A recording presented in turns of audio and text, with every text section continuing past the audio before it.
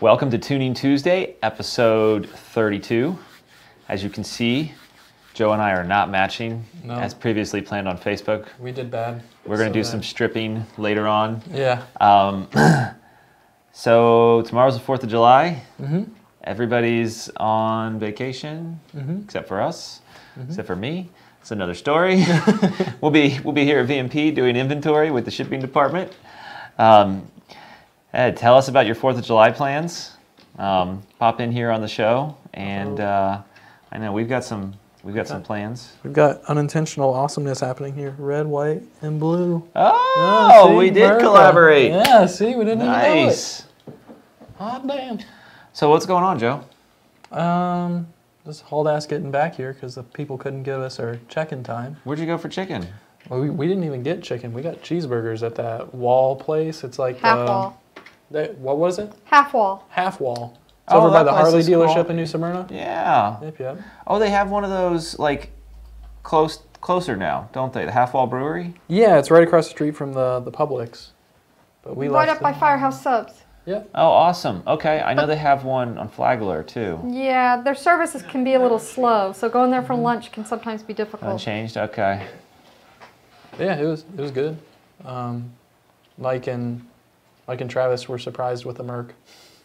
They thought that since it was an E63 that it'd be slower than an E55, but they found out that it's not. It's fun. You were driving your $6,000 Mercedes deal. Yeah. Awesome. The fun stuff. A four-door car. You have a couple of four-door cars. I do. The Vic's actually down right now. It needs an airbag. Right rear airbag took a shit. Oh, suspension airbag, not Yeah, like accident airbag. No. Okay, good. And then truck still needs its things done. I'm slacking. My supercharged F-150 that makes 600 rear-wheel horsepower Does really sweet burnouts. needs some wheels and suspension before I can enjoy it thoroughly. Yeah, I got the wheels back there. I just got to get the tires and suspension on there. Man, what projects have I been working on lately? You've been on a lot of stuff. Oh my gosh, between customers' cars, shop projects, research and development projects, tuning projects, and testing some new intercooler pumps. So Scott Hasty, I know you can't watch because you're at work right now, but looking at some bigger, higher flowing intercooler pumps that would probably eventually make their way into VMP's offering. Joey and I have been working on that lately. Real, not too pricey, plug and play harnesses, you know, simple, the way we like it, but improves performance. And Gen 3 for Cobra starts shipping today. So everything's like live on the website and loaded. There's a final revision to the instructions and out the door. We're sending it. Before the 4th of July. Awesome. Yeah, that was a little bit of a heated argument in the meeting. It was. Earlier, It got a little but heated in there. I was playing with the table curve 3D stuff, and I'm like, oh man, something's going down here. Yeah. I'm just going to get into this table curve 3D real quick. yeah, but we'll figure out how to get it done, and we'll get it done. Yep. Are we getting any questions yet, Carrie? Not a lot of questions. You do have Andrew Vincent saying, hi guys, happy 4th. Alexander with Shelby Canada West says, hi guys, plus Carrie from Alberta, Canada. Oh yeah. Hey. Tyler Churchman says, Joe, did you see the Beltec's new performance kit they finally released today? No, I haven't. I'd like to hear more about it though, since I got a whole Beltec kit sitting on my garage. Since you already ordered everything. Yeah, since I already have everything, and the box is dilapidated from getting rained on. There's a lift. There's a lift free in the shop. Yeah, just got to get my truck here. Yeah. Get the struts assembled. Maybe I'll sneak out after work one day and get the struts assembled so I can get the suspension on. Oh, that's right. You got Or to do maybe strut Wednesday assembly. if the Tires tomorrow Plus since open? we're off. Yeah, tires plus Tire King tomorrow. I was gonna take it to TK and then just put it together there. So maybe I'll do that tomorrow because we're supposed to go pick up Ashley's car tomorrow. So I was just looking at some data logs today for one of our customers in the Middle East, and I see a pattern, and I don't know what the pattern is. This is like the 3rd Shelby I've seen with a bad front O2 sensor. 11-12 or 13-14? 11-12. I mean, the 11-12s are 5-6 years old now, 7 years old. they're still not really that up there in mileage. No. Is this an E85 car or a pump gas car? Pump gas car. But he's Middle East. You sure he's not using some type of leaded fuel when he's partying on the weekends that might be killing the Yeah, I mean, up until like even 10 years ago, they still like only had leaded fuel in the Middle East. It was crazy. But yeah, and I mean, so what happens is you take down a front O2 sensor, the computer no longer goes closed loop at watt. And luckily the mass air transfer function is really close. So his air fuel is within 2 to 3%. But the car's going to run better once he gets that front O2 sensor replaced, and it stays closed loop. I actually see, for whatever reason, the NOx sensor likes to add more timing when it's in open loop or when it's in closed loop? When it's in closed loop. Okay. When the O2 sensors are working as designed. And for those of you that aren't familiar, 2011 up has wideband front O2 sensors, closed loop at wide open throttle. It's a beautiful thing. And the way you can tell that an O2 sensor is not working is it just reads 0 on measured air fuel. Yeah. And or you'll see, I've seen in other cases where the short-term fuel trim goes static and measured AFR starts swinging. Yeah, if it's really bad, it'll do that. Like it's weird because it's still got the other bank that gives out a decent reading, but it still like screws with the logic. I wonder if it's two different states of fault detection. It's probably where something it's like that. a lazy O2 response fault detection, or if it's like an O2 heater circuit malfunction that causes it to go the other way. Because I had a customer that had one that would work sometimes and then would set a code. And do you know which code it set? Was it like a heater code? I don't remember anymore. A circuit code. It was like a lower high circuit code. Okay. Which high circuit code means high resistance. Which usually means an open. Right. So, but what's crazy is sometimes you'll have this problem and you won't set a code at all. I mean, we got a set of data logs back from a customer, and the customer in the Middle East, and he was like, yeah, just review these data logs for me. He didn't even know anything was wrong until we told him. 18 stuff. When are we going to start playing with that thing? Chris and I are slated to do a little video on Thursday. That's going to be I think it's going to be the prelude to kicking off the 18 stuff. Nice. I mean, with Cobra Gen 3 coming out and everything, all the R&D is going along pretty good. I mean, obviously we're always on the dyno, always deriving results in different formats to show everybody and use in marketing. But man, it's time to start kicking ass with the 18. I know, we got an 18 A10 car out there making some sweet dyno polls and some sweet track passes. It's already got a bunch of mods done to it, and I've been collecting parts for it, so it's gonna be a badass sleeper. Hell yeah. Gonna get the shit done. We got anything coming in there, boys? We do have some questions. Boys, girls? Oh, I was looking at Chris when I said that. Because I see on the right-hand side, I see comments, but I don't know if they're, hey, what that mouth do, or if they're like, hey, what that TVS do. So we do have some coming in. You have some 03, 04 Cobra questions. We might as well throw those out first. Cobra Bob wants to know what fuel rails fit the Gen 3 on the 034 Cobra. Plus, he wants to know what numbers have been released yet. So, good question, Bob. And fitment is something that's really important to us. Actually, just did a review session with the CAD designers. There's going to be some very, very small running changes to the 03 Cobra blower, just like a little extra clearance here and there, millimeter here and there. But to answer your question, Rick's car has Division X rails on it. They fit with some shims here and there, but they are really close. We are working with 4 Innovations out of Clearwater. And I can never, like, Justin Ford has been around so long, I can never remember. I always mix up his old company's name and his new company's name. So, 4 Innovations. I believe so. Right. In Clearwater, their fuel rails are really sweet, and they're actually like tilted to allow more clearance for the blower. And that gets your big, bulky Dash 8 fittings farther away from the blower and just makes like everything happier. So the 4 fuel rails are the ones that we know fit. The Division X require a little bit of modification to fit. Exactly. And I assume they fit stock rails because I know that's what we do most of our CAD drawings off of would be stock rails. Absolutely. Stock rails, stock fuel rails always fit. Okay. It's a good question. I don't know who's going to want to run stock rails, as crappy as the fuel system is in the 03 Cobra, Yeah. but you can run the stock rails in return configuration. Yeah, you certainly could. Oh, you could do it in return configuration too. Yeah, it's true. Yeah, you just run it through the FRPS, then mount the FRPS to the regulator using Lethal's little adapter block. Yeah. So I think it takes dash 8 O-ring to the bolt pattern for the fuel pressure sensor. Yeah, that makes sense. Mm-hmm.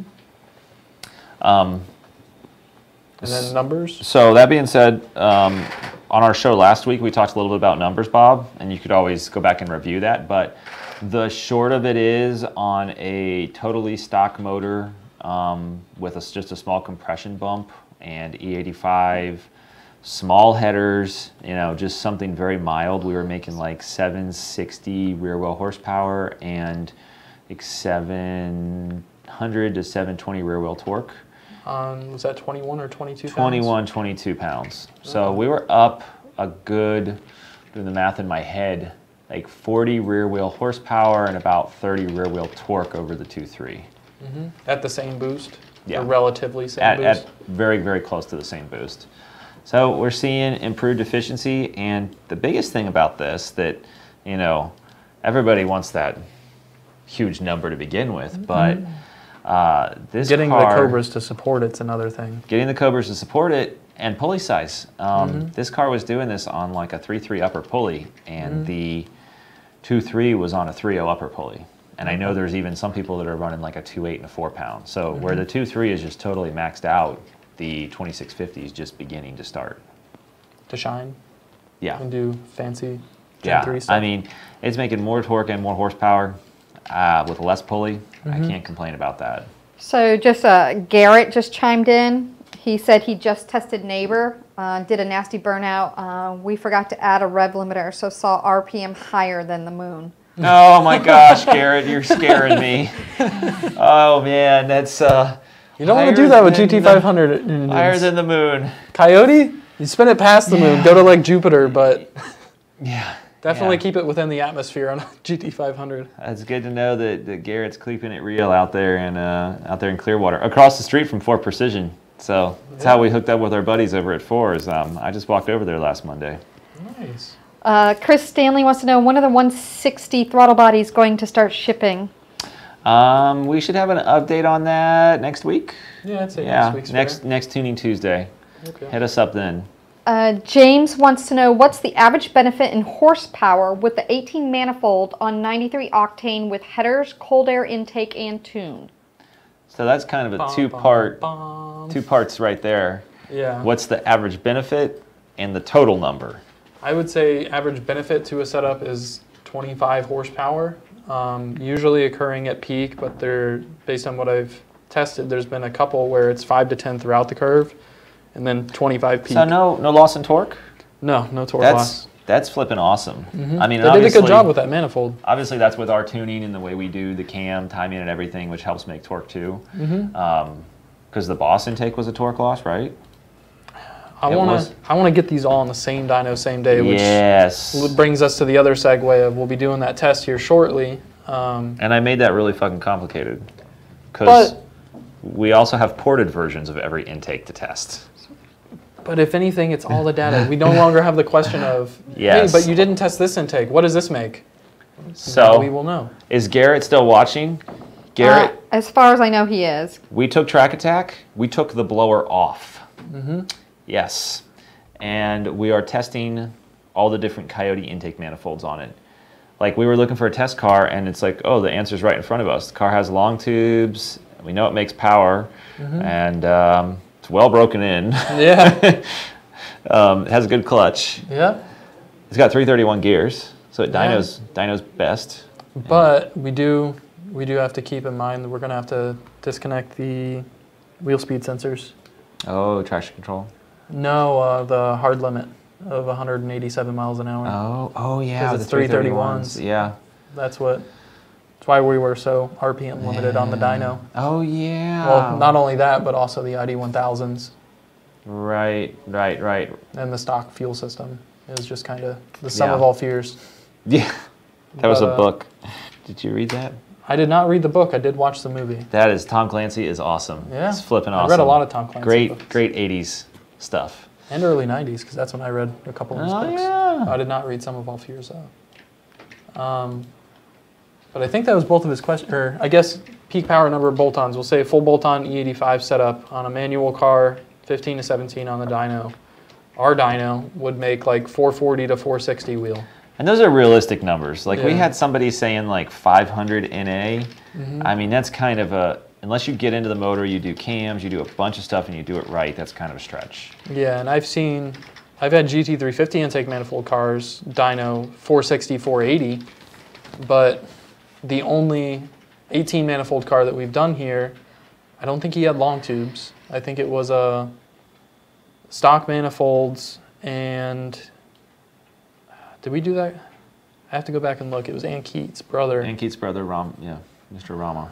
I couldn't remember if that was on E85.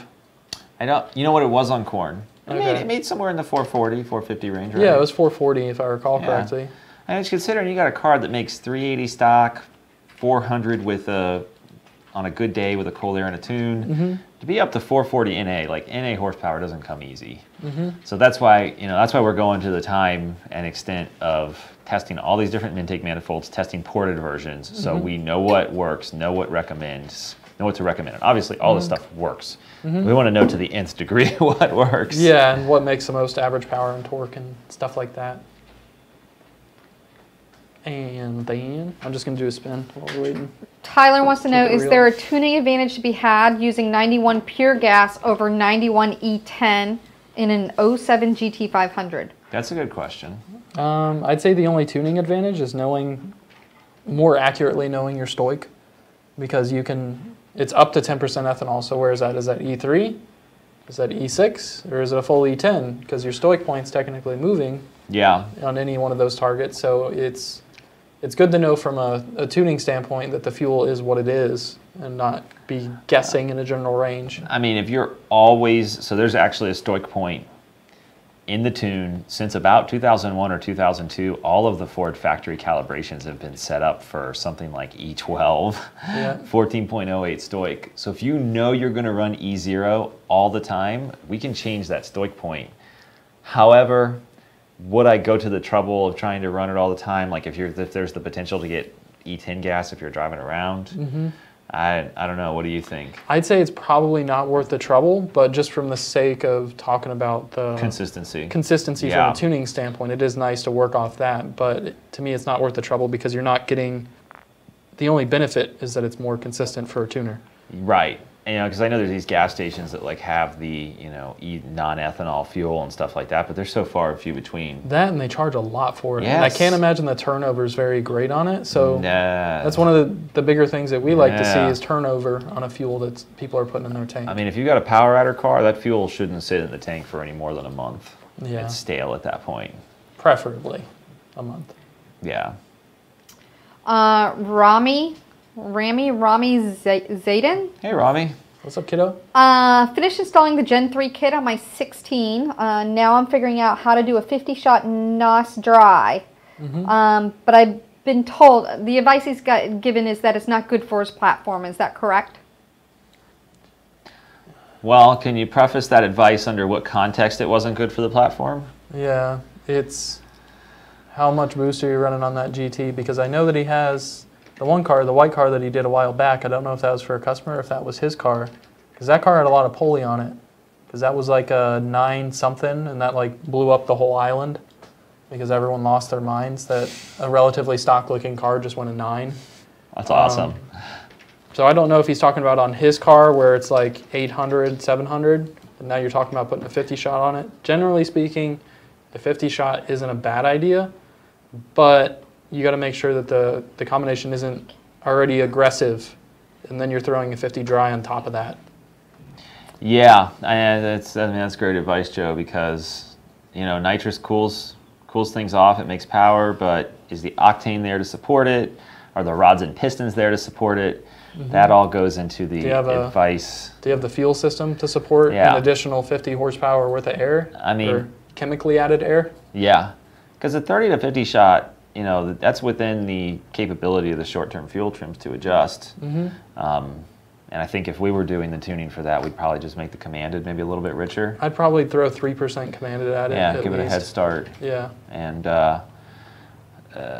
but it's just a combination of factors as to whether it's a good idea or not. It'll pick up, like, small shots of nitrous on a power adder car, they usually pick up more than what the shot's rated for. So a 50, you could see like 60 rear wheel easily. That and you're helping out IAT2s, yeah. Especially if you're spraying pre-intercooler, because that nitrous is going to cool off the intercooler and still cool off the air charge. Yeah. I mean, like, I'd shoot that right in the back of the blower. Mm-hmm. Just to go back to one of the other questions, Tyler just chimed in, said 91, Pure 91 is sold now next door plus 10 cents more. And then Shelby says all 94 octane there has up to 10% ethanol. Yeah. Just some That's comments. a Canada, like a Northern Michigan, Canada thing, like the 94 octane, that whole area. And it's all, I think they took 93 and they added the ethanol and they got the extra 10% or extra point of octane with the 10% ethanol. So I don't really, when people do tunes, request tunes for it, I don't tune it a whole lot differently. I just assume it's like real good, super good 93. Yeah, because there's already a little bit of variance in the quality of the fuel, even at the same octane point. So right. Eventually, it comes down to you can't make a tune that's specifically set to a specific octane. It's an octane range, kind of. Right. Darrell wants to know, would a GT500 KR tune be different than a GT500? So, is the tune different for the cold air that's on it, or is it the same with the cold air? So, the... Because that'd be like an SXH1 versus... I forget the strategy. For the GT500 KR? Yeah, there's a specific strategy for the GT500 KR. Mm-hmm. And the only reason that matters is because it's got the different transfer function in it. Mm-hmm. And it's got a more aggressive timing curve, much like they started with in the 2010 GT500. Yeah. So I think it'll run like 19, 21 degrees or so at stock boost levels. Which makes sense because that's about where it's reasonable with a little bit of cushion on 91. Yeah, it's basically like a mild 91 tune. Yeah. Funny story, the original GT500s would run on 87 octane. The tune was so mild. It. I mean, it's literally, they take out 3 degrees of timing when you go watt in the AF adder. I was just telling somebody yesterday that when the car first came out, I was on the dyno with one like a week or two later making power. Mm-hmm. But those were the days when you could get 60 horse from a tune only. Yeah. On a gasoline engine, not a diesel engine. All them knock sensors and wide bands and everything changing the game. Yeah, right. Abraham apparently must have been talking with you, Justin, because he says, in response to the bad O2 sensors, it has been noted recently that a lot of the guys in the Middle East to add Boostane. Could that be the reason? From what I know, and Boostane actually has done a lot of testing. I don't believe they have any lead or heavy metals, because that would deposit on various exhaust components and emissions components. And they actually they've done a shitload of testing on Boostane with SEMA and everything else. I'm not aware of that causing. I don't see a reason why that would cause O2 failures. Like now, however, if you're putting in 2 or 3 bottles per tank. Yeah. Too much of a... So within reason, you don't see it causing issues with O2 sensors. And Boostane actually has a pretty mild mixture ratio. Like I think a 32-ounce can of the Pro, I think it actually treats like 20 or 30 gallons, which is bigger than a Mustang tank.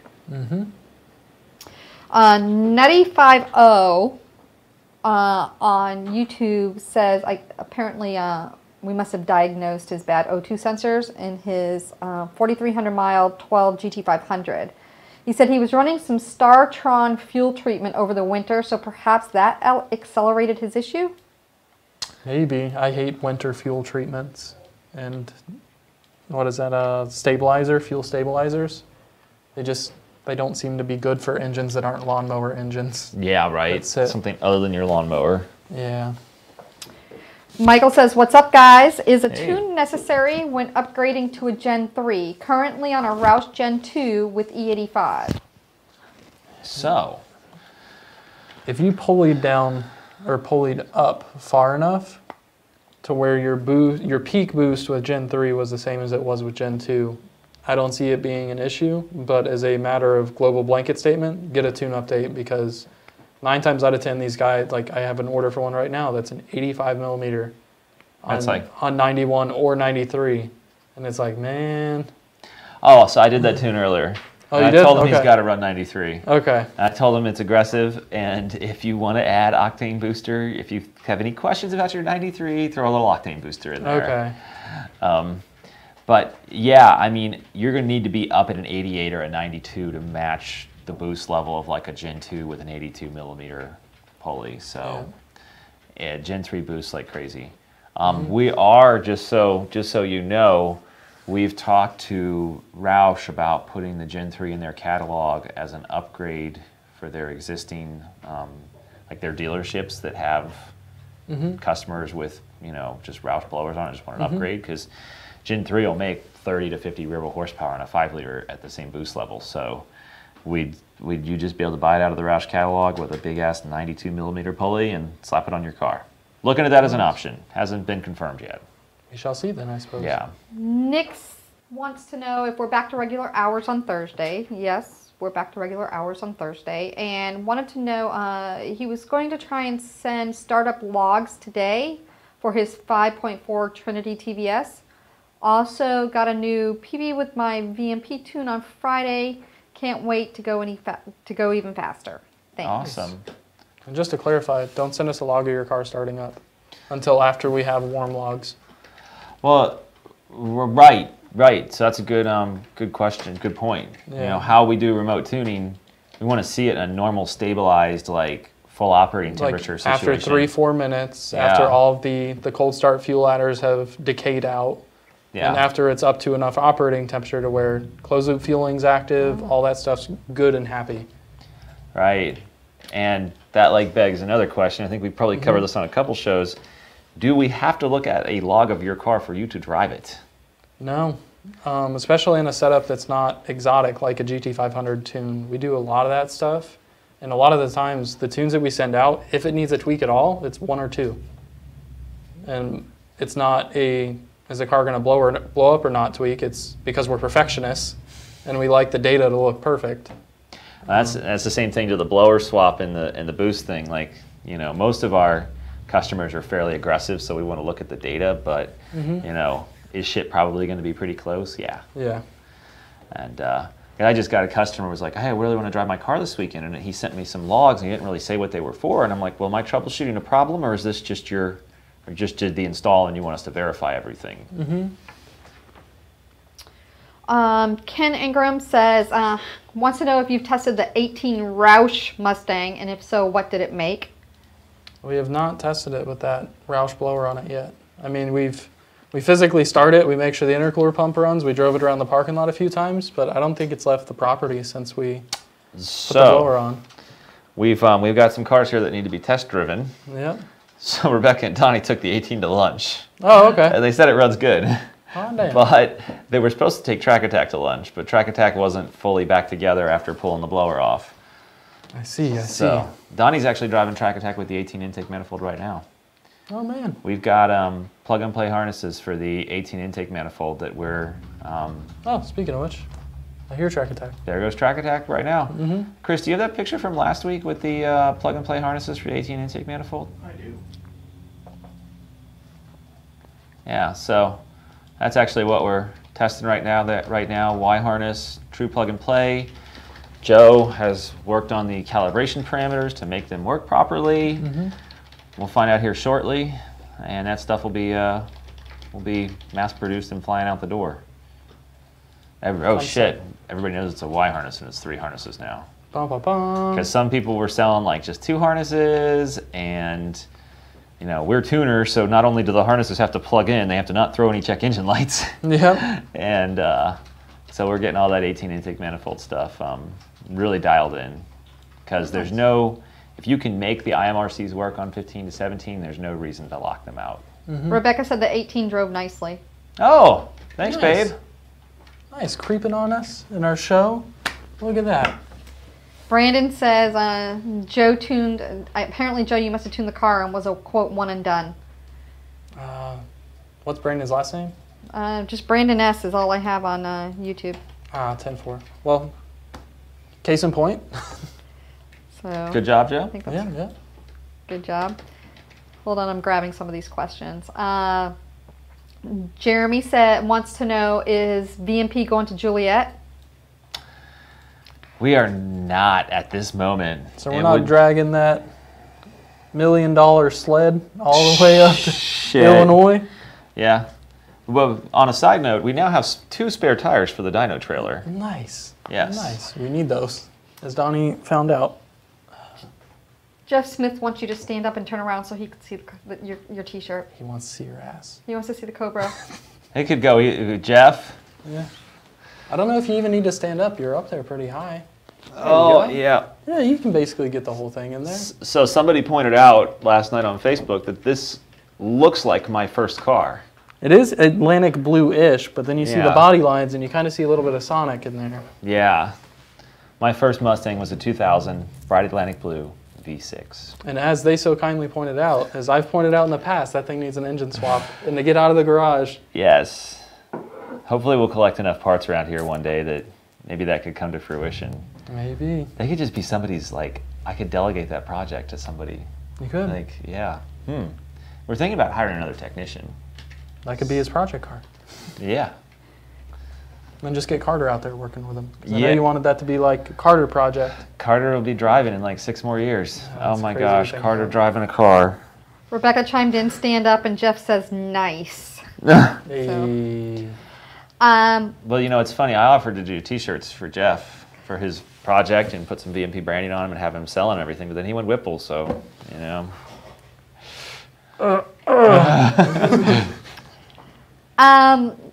Kylie Emma says, have you had any experience with the 4R200 hub from the Power by the Hour? I think we got this question asked last week, Last too. week, and I'm tempted to give the same answer. Within the past week, we have not played with that hub, but based on what we've seen other people do with the hub, it works great.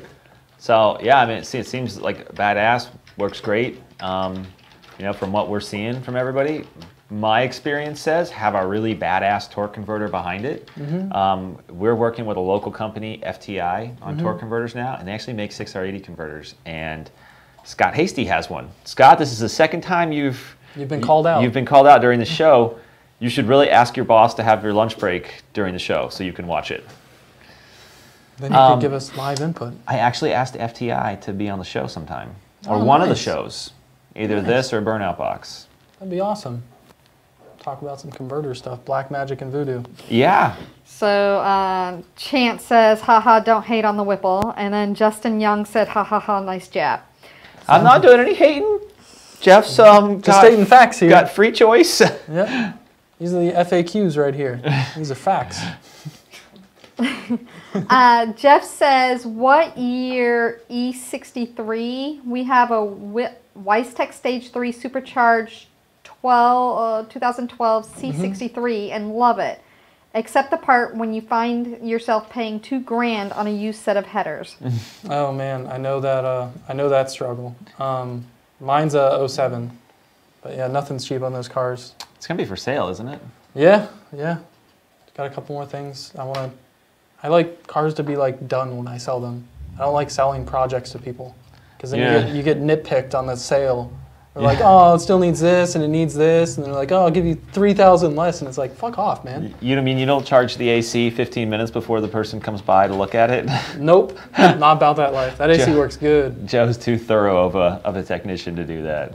It's not fun. It works for some people. It's all good. Yeah, I mean, it'd certainly be easier to make money that way. Because I think I'm going to end up breaking even on this car, if not making like $1,000. But well, I guess it was fun to drive in the meantime. Darrell says, what gains are you seeing on the 18 manifold on a 15 to 17 boosted around 14 PSI? We haven't done a 18 manifold boosted. We have a local car that we could do it to. I believe they're stock manifold still. You know who I'm talking about. The ProCharger guy? Yeah. Yeah, that works for the towing company?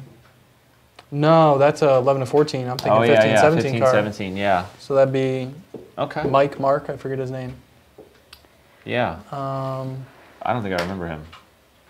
Blue, it's TRZ. Oh, Oh yeah, that's a good idea. Oh, don't they have do they do a GT350 on that car? I don't remember now. I'll have to go back and look at the file because that was like, what, almost a year ago now? Yeah. I think they're building that car. It sounds about right. I haven't heard from them in a while. Yeah. Scott Walker says, what's the 2.3 maxed out at? 1,000. Typically, I mean, as you were about to say, depends on application. But in terms of airflow, I think that blower is capable of producing 1,000. It's just the compressor that's underneath the compressor usually isn't capable of making 1,000. And that's a 2.3, like wheel or crank. On a really nicely built engine with cams, I think a 2.3 can make 1,000 on a manual car. I think an auto car, it's going to be closer to like 880, 900. But I think 2650 is really where it's at if you want to make 1,000. Yeah, well, and it's a with all the complaints on the internet lately, it's like, was it 1,000 horsepower, 1,000 crank? Is it like theoretical max effort, or is it you like just slapped it on there and you ran it? You know, if you don't give the internet specifics, they get cranky. They do. They get very cranky. We just need to give them a POV camera mounted on all of our heads, so that they can overanalyze everything that we do. Right. Brian Mockridge says, rumor has it you guys might be building a bigger cold air intake for the 0304 Cobra to go along with the Gen 3. I think that rumor would be correct. It's no rumor. I think we showed pictures of it on one of the shows. Do you have the gray tube? Yeah. And that actually has 110 millimeter cold air on it. 110 millimeter MAF on it on Rick's car right now. That picture is of the 100 millimeter MAF. But no, we're giving the Gen 3 its best foot forward, and we're even looking at how we could possibly get the 120 millimeter PMAS housing onto that setup, because that's kind of like an off-the-shelf part that's mass-produced and fairly inexpensive. So looking at how we can incorporate that. You know what we should see this week? If there's anyone we could talk to about possibly a better intercooler for Cobra. Yes, or a whole new manifold. Yeah. That would be badass. Yeah. We know a guy. We know a guy who'll be here on Friday afternoon. So I recently featured a gentleman's car named Chris Stanley on our social media pages. But he chimed in and he just belted out 900 to the wheel nice. on a Mustang dyno at Lee Blankenship's on 17 PSI with his new Gen 3. Nice. So awesome. He's pretty stoked about that. Awesome. That's good to hear, Chris. And I think I remember talking to Lee Blankenship a little bit here and there. Always trying to support the other tuners out there that are tuning VMP stuff. And speaking really of which... Tune that air compressor. Yeah. What was that, Carrie? I was going to say, speaking of which, Chris, you were going to send me some updated photos because you were doing your photo shoot. So if you want to get those to me, I'm just throwing that out there. Let's see who's next. Joey wants to know, what's the difference between a Roush blower and a VMP blower? Oh man, this is one of those things we get asked so much. To me, it's almost old. It is kind of like, and now, I mean, we're obviously developing new technology all the time. We're on what, our 5th version of a VMP blower? 4th? I believe so. 4th version. So Roush has 2 versions of their 2.3, actually 3 if you count the 18 blower, but that's not backwards compatible. But man, so Roush is actually a great partner of ours. We do a lot of design and manufacturing work with Roush. They make our superchargers to our specification.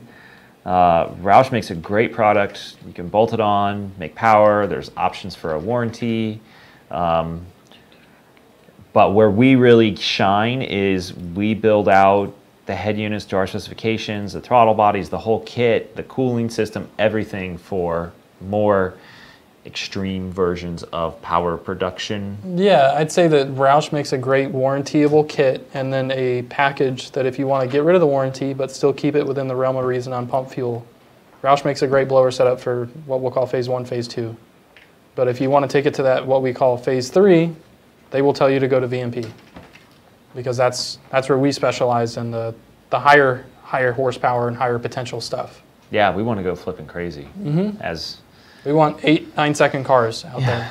You know, Cletus is going to run. Garrett Cletus is going to run 9s in the Vic. What? Yeah, They're already talking about spraying that thing on top of the 808. So I wonder how much weight he's pulled out of it so far versus added with the GT500 engine. It's got 4 Kirkis in it, but yes, that GT500 engine is heavy. Well, the back seat in those, the bottom's made of foam. The back has a steel backing plate, but the seats themselves are made of foam. Ah. So I'm almost thinking he's washed out in the back. He's definitely dropped weight in the front, but still, that's like a 4,100 pound car. Now he's added a fuel cell. He's added a nice tank. He's added a GT500 engine. So I'm thinking he's probably closer to like 4,300 pounds. Isn't that much heavier than a GT500? or an S550 with a driver and a passenger. Yeah. Because the stock S550 with driver is like 4,000, 4,100. And Garrett's a hell of a driver. Yeah. He rocks that 6-speed vet. That'd be awesome to see him go 9s in that 4-door though. Yeah. Carlos wants to know, is it possible to run an 18 manifold on the first gen Coyote? It is. Yes, it is.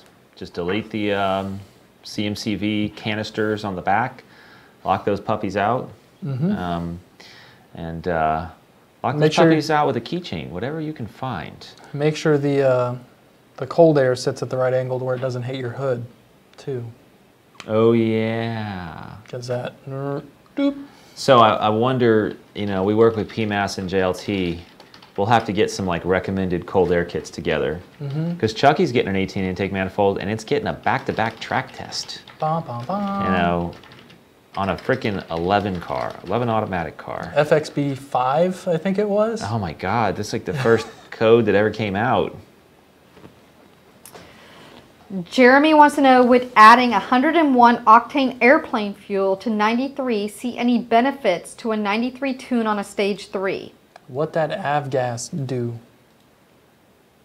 So did he say unleaded avgas? Hopefully. Or just like 100 octane avgas? It'll help, and the tune will add a little bit of timing in as it sees fit. How much will it help? It really depends on how sweet your 93 is right now. If the car is already seeing pretty healthy timing, adding avgas may put you to what I would call the limit of what I allow it to add in for timing on 93. If you wanted a tune that has the potential to make a little bit more power as you add octane, or if you tell me, hey, I'm running straight unleaded avgas, which I don't know if I haven't had any tune requests for unleaded avgas. Usually I see leaded avgas. But if you want to tune specifically for aviation fuel or a dedicated mix of aviation fuel and gasoline, I can get you set up with one of those, but I can't really give you a quantifiable horsepower number without seeing what the car is currently adding for timing versus what it adds once you have the aviation fuel in it. Slab Shack wants to know, 14 GT500, when going from a Trinity to a Gen 2 or Gen 2R, how much does boost increase and does it require a tune? He's got a 2.4 upper. If I recall correctly, he has a BPA, not BPS elbow, but maybe an XBA or something. I remember, or he was asking about upgraded elbows and why we don't sell one. I guess the shortcut around all of this is, depending on your pulley combo, your pulley combo is going to determine whether or not you're actually going to increase boost, because you have to get the point of restriction on the Trinity and the Trinity's elbow. So if you're on a stock pulley, like say a 267, and you put a Gen 2R on, or Gen 2 on with a similar size pulley, I don't think you're going to pick up much boost, maybe half a pound. But if you were to go down to a 2.4 upper and say you have a 10% lower, I think the Gen 2 or Gen 2R, definitely more towards the Gen 2R, is going to make maybe a pound more boost. Yeah, it makes a little bit more just from having less restriction, but it's nothing like Gen 3 on the same pulley size. Yeah. Blown Fox Body wants to know, why can't you remote dyno tune a cammed Mustang, a 2003 Mach 1, without a cam card? Can you do it? Yeah. Do you necessarily need a cam card to do a remote tune? No. Is it good to know to set your fuel injection target point? Yeah. But in terms of power, I don't think us having the cam card is going to change whether or not it'll make power. But in reference to some of the conversations we had in the past couple hours at our meeting, is it something we even want to dyno tune at all right now, or remote dyno tune at all? Yeah, I mean, we're trying to, combos like that, they end up often requiring a lot of in-person touches that are just hard to smell and feel remotely. So we feel like the customer can get the best result by finding a local dyno tuner to do something like that. And sometimes we can make recommendations. We work with a lot of other shops. I mean, I can't guarantee that, but we might know somebody. Yeah, and if you wanted to bring it here, I'd just tune it. Yeah, in person. Yeah, but we don't. We've gotten into a lot of spider webs, getting into setups where people kind of cobble stuff together, and it ends up costing us more money than we made getting the tune. Yeah, unfortunately. I mean, we want to take care of everybody. And the newer stuff is a lot easier because there's a lot more sensors and everything that tells us what's going on. The old school stuff is a little different. PJ McMillan chimed in and said most avgas is leaded. Good to know. Mark says, hi guys, would it be worth it to go from a Roush supercharger to a VMP Gen 2R? Do you do trade-ins? It's on a 15 Mustang GT. Are we doing trade-ins without Gen 3 purchase? Essentially, no. Okay. So, and that's still kind of a good question. With the inlet changes and everything that the Gen 2R has, I mean, it's gonna pick up where the Roush left off, up around 8,900 rear wheel. Not to say that you can't get a Roush up to up above that, but there's more inlet volume available on a Gen 2R. But if you're looking for trade-ins and stuff like that, Gen 3. Yeah. $750 off a brand new Gen 3 with your old blower. Yeah. Or you can trade it into Facebook Marketplace. That's not a bad idea either. You can probably get more money for it. Yeah. Chris says, I currently have a Paxton 2200 and I'd like to go Gen 3 VMP. What are some of the benefits I should expect to gain for the money? More than willing to spend the money for the upgrade. Just curious what I should expect in driving experience / power gains. So if you've ever driven a GT500, it's going to feel a hell of a lot more like a GT500 in terms of good analogy. All-around torque production. I feel like putting a Century on a 5-liter, it feels the same, just multiplied. Whereas putting a TVS on a 5-liter makes it feel like a GT500. You don't quite make GT500 torque within the realm of reason, like 10 pounds, but you make a great peak power number that in most cases competes very well with what a 5.4 or 5.8 will make peak power-wise.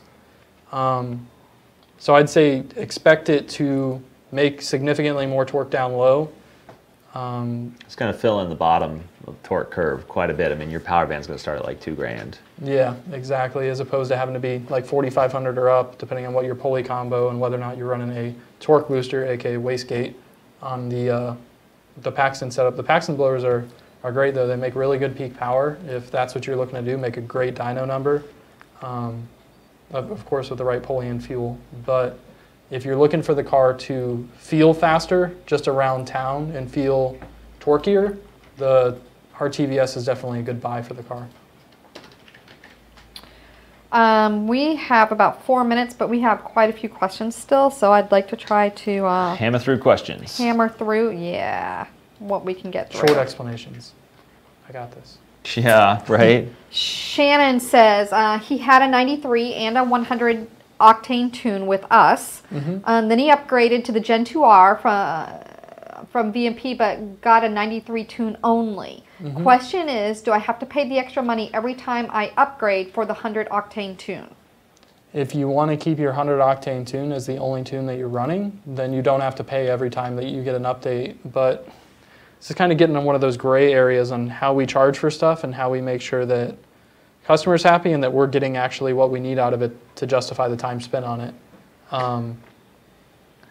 Don't be afraid to make our life easier or simplify things for us, because then we don't need to charge for it. It's like, oh, just pop out a tune for you. Yeah, exactly. So I guess in short, if you aren't looking for a massive amount of revisions on your 100 Octane tune, let us know. We might be able to work something out for you.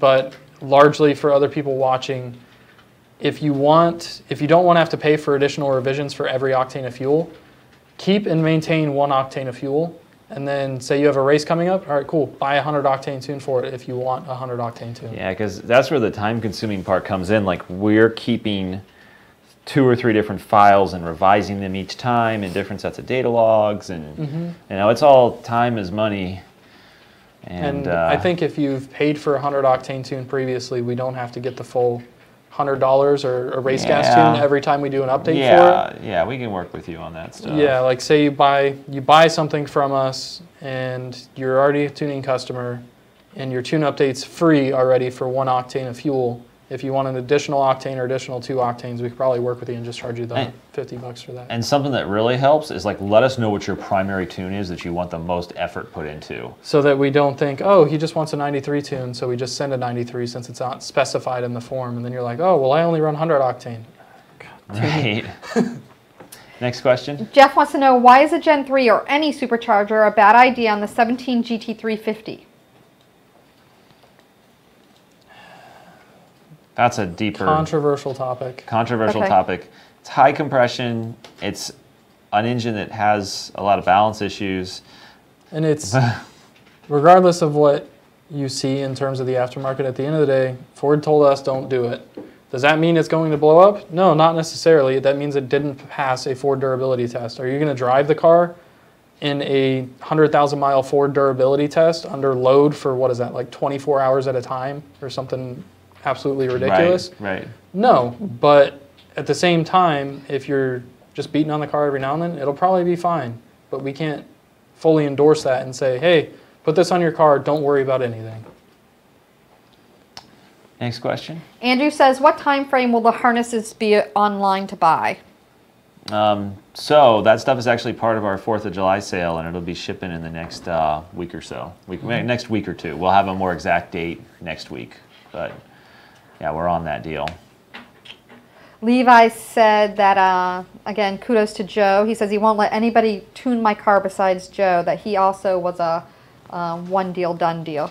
Nice. Cool. Nice to hear, Levi. Nicholas says, hey, 14 GT here, tuned for 93 octane by VMP. Power adders are full off-road exhaust and PMOS. If I road trip to West Coast where there is only 91, do I need a new tune or will the tune safely pull timing? The tune will safely pull timing. I believe on the NA file we allow it to pull up to 10 degrees in some regions. Yeah, so it's pretty aggressive in terms of if you have bad gas, it's going to try to save itself. If you're going to go out trying to race the car though, like if you're going out there with the specific intent of racing people, I would definitely contact us and get an update for 91. But if you're just driving there and you're just going to be checking out sceneries, then I don't think I'd worry about it. Yeah, I mean, that's a great question. 91 versus 93, that last little bit of power where the 91 versus 93 matters is only at wide open throttle. And only if you're like, above 1.0 load or wide open throttle on an NA car or making boost on a blower car. So if you're driving it easy, you can put 91 in it and just drive it easy. Peyton wants to know, when will we be doing the intake manifold shootout? When will it be starting? In the next week or two.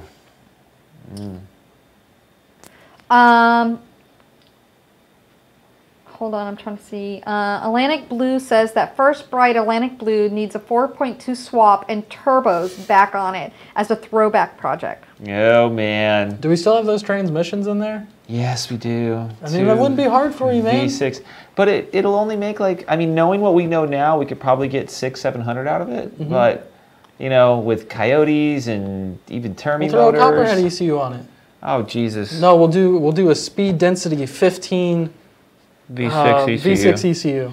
Probably use the HP Tuner speed density calculator. Why are you trying to get me back into a V6 again? Doesn't that sound like so much fun? All these headaches, they sound like fun. Oh, man. Oh, man. Jeremy says, tuning F150 EcoBoost with AFE cold air. What power should I see and what other upgrades do you recommend on a 15150 F150 EcoBoost? Oh, probably about 30 to 50 wheel. Intercooler upgrade never hurts on the EcoBoost stuff because those EcoBoost turbos, they are run from an inch of their life from the factory, and the aftermarket just turns them up that much more. They're running very close to maximum turbine speed stock? Yes. So they're making a lot of warm air, put it that way. Next question. Justin says, thoughts on the G-Force gear set that Calimer has released for the MT82? Looks badass. Depending on how much more we build Track Attack, it might be cool to have that in there. Yeah. Next question. Bryan says, can't wait for my truck to be done, over 800 and only 3,700 pounds. Nice. What are we doing to finish your truck up, Bryan? I heard it runs good. That's another conversation for another time, though. Bob says, what clutch, whose do you recommend for a 13 GT with long tubes, X-Pipe Gen 2R on 373 gears with a Tremec stick car? So a TR6060 swapped GT. Yeah. I would say Mantic 1000 twin disc. Yeah, Mantic. I think that's a 9000 series clutch or something like that. It's pricey, but yeah, I think we may have some of those on the shelf too. And since he's running a TR6060, he could run an RXT too. You don't have to worry about the no sprung hub thing. Yeah. But we have seen very good results with Mantic stuff. Mantic, yeah. Jeff wants to know, are you guys okay with doing tunes on nitrous? We are okay with doing it on nitrous as long as the car's set up right. And Jonathan says, does your company offer a military discount? Do we still have the code for free ship for military? We do have free shipping, so call into sales and support and they can get you taken care of on that. Jason wants to know, what tuners do you make tunes for? Well, right now the only ones that have tuners are eMotion and SCT. Yeah, so pretty much. We can do Engage, or we can do SCT, X4, BDX, Livewire. Maybe that's what he was asking. X3 technically, X2 if you want to try to use one of those things. Yeah, it's not going to be compatible on some of the newer cars. I threw away a Rick's X2 last night. That's how I feel about X2s. In the trash. Strong feelings. Stan says, Joe, what are your thoughts on making 470 to the wheel with just an 18 manifold long tubes? Debating this swap. I don't think you're going to do it without E85 or some type of octane in terms of like a race gas. You're definitely not going to do that on 93 unless we're talking GT350. And even then, they really like to see octane to make 470 wheel. Yeah. And the last question that we have is Peyton says, what is Justin's and Joe's favorite car that you've owned? Ooh. Oh, man. You go first. No, you first. Well, ended on a bang. My favorite car is probably my old Cobra, Black Betty. I would say it's have to be my old car too, my 2007 Shelby GT500. And it was just like... Does that beat the Cherokee? Yeah, I mean for me personally, yeah. Oh, okay. Yeah, I mean I had a lot of fun with that car, did a lot of different things with it, made a lot of power with it, did a lot of different racing with it. Mm-hmm. Made them memories. Yeah. And that's it. That's it. Thanks for watching, everybody. Like us on Facebook, subscribe to us on... Share us with your friends. YouTube, and yes, share us with your friends. Your friends that are into car stuff. Yeah, those friends. Yeah. Bye, everyone. Bye.